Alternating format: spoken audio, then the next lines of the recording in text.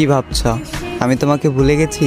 আরে না, তোমাকে ভোলা এতটাও সহজ না, কারণ আমি তোমার মায়ার কারাগারে বন্দি। আরে বন্দির হবে না কখনো যাবিন।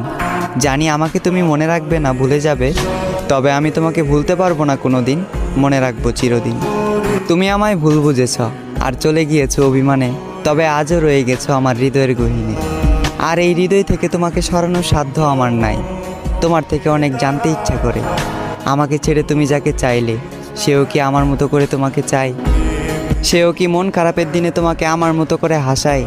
সেও কি তোমার অভিমানের ভাষা বুঝে? সেও কি সারাদিনে একটু কথা বলার জন্য বাহানা খুঁজে? হয়তো হ্যাঁ, কারণ সে তো তোমার মনের মতন। তাই বলি আমার মতো তাকে অবহেলা করিও না, মন গহীনে রেখে করিও তাকে যতন।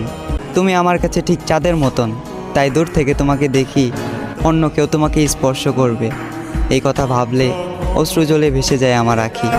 তুমি ওই চাঁদ, সাত আসমানের সমান, আমার দুর্ভাগ্য আমি তোমার অযোগ্য। তুমি যাকে চাইলে আর যে তোমাকে পেল, নিঃসন্দেহে সে একজন ভাগ্যবান।